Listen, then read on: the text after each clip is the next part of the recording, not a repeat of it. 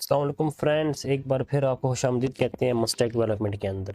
और जैसा कि आपको पता है, हम अपनी एक लेक्चर सीरीज़ में पहला लेक्चर कंप्लीट कर चुके हैं ट्यूटोरियल्स का। आज हमने दूसरा लेक्चर बनाना है। तो सीरीज़ को शॉर्ट करने के साथ साथ फ़ायदेमंद बनाने के लिए और प्रैक्टिकल करने के लिए मैं डायरेक्ट HTML के स्ट्रक्चर पे आने लगा, यानी कि आज से हम स्टार्ट करने लगे हैं HTML। उम्मीद है लास्ट वीडियो के अंदर आपने डाउनलोड कर लिया होगा VS कोड, उसको प्रैक्टिस भी कर लिया होगा। अब हमने VS कोड को ओपन करना है सिंपल, और हमने अपना एक फ़ोल्डर बना लेना है। मैंने ऑलरेडी एक फ़ोल्डर बना कर रखा हुआ है जिसको मैंने मॉन्स्टैक का नाम दिया है। इसको मैं सिलेक्ट कर लूँगा और मैं इसको यहाँ से ओपन कर लूँगा। अब मैं अपने मॉन्स्टैक के फ़ोल्डर के अंदर हूँ।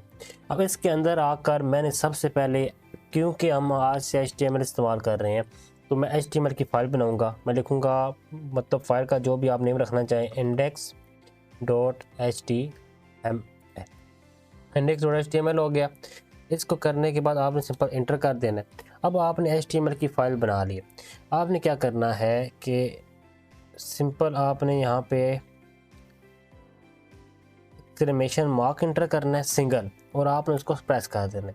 ये आपको नज़र आ रहा होगा कि आपने एक एक्सक्लेमेशन मार्क को टिक करके अपना बेसिक स्ट्रक्चर HTML का बना दिया है।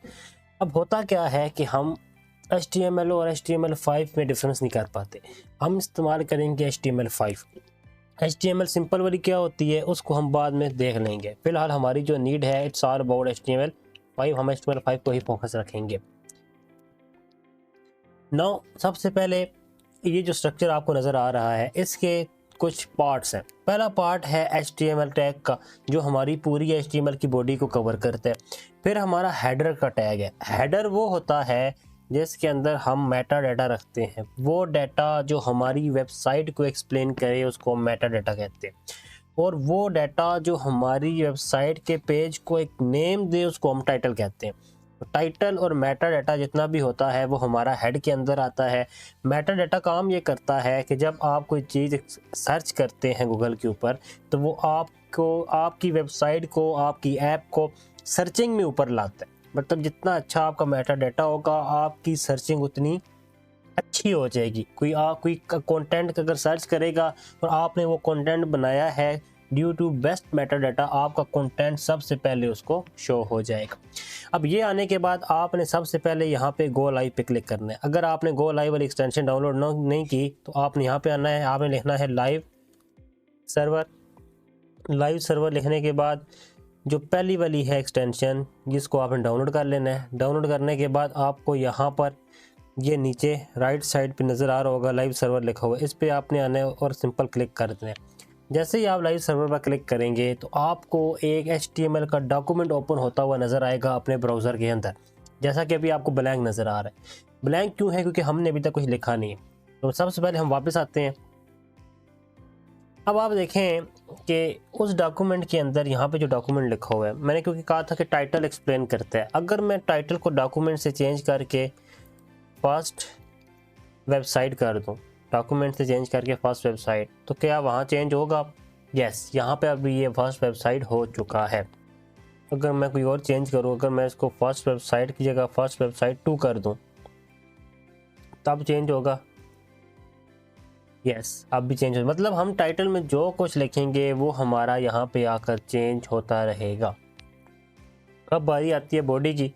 बॉडी के अंदर हम जो कुछ भी लिखते हैं वो हमारा टेक्स्ट वहाँ पे आके डिस्प्ले होता है। फॉर एग्जांपल, अगर मैं लिखूँ लोरेम 500, लोरेम 500 लिखने के बाद जैसे ही मैंने इंटर किए तो आपको देखें यहाँ पर मुझे 500 वर्ड्स शो हो रहे हैं अपनी बॉडी के अंदर।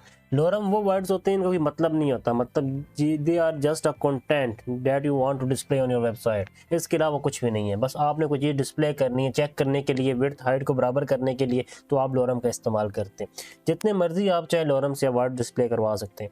फॉर एग्जाम्पल, अगर मैं एक दोबारा लोरम लिखूँ यहाँ पर और मैं उस पर लिखूँ 5000 और इंटर कर दूँ और वापस आके देखूं तो ये 5000 वर्ड्स मेरी स्क्रीन पे आपको नज़र आ रहे होंगे। तो मतलब बॉडी में हम जो कुछ भी लिखेंगे वो सिंपल हमारा डिस्प्ले हो जाएगा। सही है। अब सिंपल बॉडी में इसको रखते नहीं है, हम इंडेक्स पे आ गए, फाइल पे आ गए। इसके अलावा मैं आपको एक और चीज़ यहाँ पे बताना चाहता हूँ। जब भी आप किसी भी वेब पेज पे मौजूद हों, आप राइट क्लिक करें। राइट क्लिक करने के बाद लास्ट पे आपको इंस्पेक्ट नज़र आ रहा है, आप इस पर क्लिक कर दें। जैसे ही आप इंस्पेक्ट पे क्लिक करेंगे तो आपको कुछ प्रॉपर्टीज़ साइड पे नज़र आना शुरू हो जाएंगी। आपने एलिमेंट पे आना है, तो ये आपको वेबसाइट का पूरा स्ट्रक्चर नज़र आ रहा होगा। ठीक है, जो स्क्रिप्ट है ये लाइव सर्वर आपको देता है, इसको छोड़ दें क्योंकि हमारा यहाँ पे कुछ भी नहीं है, इसलिए आपको बॉडी एम्प्टी नज़र आ रही है। लेकिन अगर मैं यहाँ पर आकर लोरेम 50 डाल दूँ, ठीक है, और मैं वापस आऊँ तो देखें आपको लोरेम 50 यहाँ पर नज़र आ रहा है। मतलब जो भी आपकी वेब ऐप है, क्योंकि हमारी वेबसाइट HTML बेस्ड होती है, हम उसको रिएक्ट में बनाएं, जिसमें मर्जी बनाएं, वो डिस्प्ले HTML टैग्स में ही होती है, इसलिए हम इस टैग्स को ऐसे इस्तेमाल करके उनका डाटा देख सकते हैं। अब बात कर लेते हैं कि हमारे पास HTML और HTML5 में क्या डिफरेंस है। I found one image on the internet, आपको मैं दिखाता हूँ साथ साथ, ये आपको बताएगा कि फ़र्क क्या है दोनों के अंदर। सबसे पहले ये लेफ्ट साइड पे HTML, राइट साइड पे HTML5। HTML में वो कहता है कि हमारे पास एक पेज थी, मतलब एक वेब लैंग्वेज है जिसके थ्रू हम इंटरनेट पे वेब पेजेस को डिस्प्ले करवाते हैं। जबकि HTML5 में वो कहता है कि ये वेब पेजेस को डिस्प्ले तो करवाते हैं, लेकिन साथ ये भी डिसाइड करते हैं कि इनको कैसे डिस्प्ले करवाना है। जैसा कि हमने सिमेंटिक टैग्स पे बात करनी है अभी नेक्स्ट वीडियोस के अंदर, तो हम उसको भी यहाँ पे डिस्क्राइब कर सकते हैं। HTML बताती है कि क्या डिस्प्ले करवाना है, HTML5 कहती है क्या डिस्प्ले करवाना है और कैसे डिस्प्ले करवाना है। सेकंड पॉइंट है ओल्डर वर्जन, न्यू वर्जन। जाहिर बात है HTML हमारे पास ओल्डर वर्जन है, HTML5 एक न्यू वर्जन है हमारे पास, इसमें कोई दूसरी राय नहीं है। Work well in older browsers, work well in browsers and also support older browsers. जैसा कि आपको पता है हमारे पास न्यू ब्राउज़र्स आ रहे हैं, 360 का ब्राउज़र आ चुका है, इसके अलावा ओपेरा आ चुका है। तो नए ब्राउज़र्स के आने की वजह से कुछ ओल्ड वेब पेजेस जो थे वो उन पे लोड नहीं होते थे। तो इसलिए HTML5 इस तरह डिज़ाइन की गई है कि ये नए वेब पेजेस पर भी चल जाती है, वेब ब्राउज़र्स पर भी चल जाती है और पुराने वेब पेजेस को भी सपोर्ट करती है। तो these are the some differences, आप इनको यहाँ से देख सकते हैं, इनको रीड भी कर सकते हैं। लेकिन इंपॉर्टेंट बात ये है कि हमने HTML5 सीखनी है और हम उसी पर काम करेंगे। अनदर थिंग जो डेवलपर पर्सपेक्टिव से बहुत ज़्यादा इंपॉर्टेंट है वो ये है कि वाई वी यूज़ दिस। हम इंस्पेक्ट क्यों करते हैं? हम इंस्पेक्ट करते हैं अपना डाटा चेंज करने के लिए या लाइव चेंजिंग्स के लिए। होता यूँ है कि बाज़ दफ़ा हमने वेबसाइट की कोई बग रिमूव करना होता है तो हम पहले उसको यहीं पर करते हैं। फॉर एग्जांपल अगर मैंने यहाँ पर जो लोरेम है इसकी जगह टी लिखना था, लोरेम की जगह, तो मैं उसको सेलेक्ट करके टी लिखूँगा, कंट्रोल एस करूँगा, सॉरी टी लिखूंगा, वो देखें वहाँ पे भी टी हो गया। तो इस तरह कुछ चेंजेस यहाँ पर करके हम बैलेंस करते थे। जब यहाँ पर फाइनल हो जाता था तो हमें पता होता था हमने क्या चेंजेस किए हैं, हम अपने कोड में जाके वो चेंजेस इंसर्ट कर देते थे। तो this is simple all about tags and all about HTML। First introductory video इतनी ही, उम्मीद है यहाँ तक आपको क्लियर होगा। फॉर प्रैक्टिस एक बार आपको वैसे भी लिख कर दिखा देते हैं स्ट्रक्चर। सबसे पहले आपने लिखना है HTML।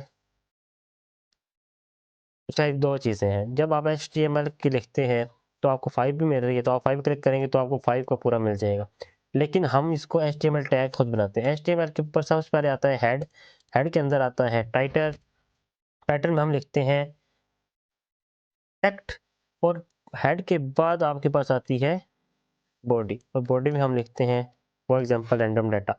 अब हम अगर जाके चेक करें वहाँ पर, तो हमें यहाँ पर इसको मैं रिफ्रेश करूँ तो ये देखिए आपको वो अपडेटेड डाटा मिल रहा है।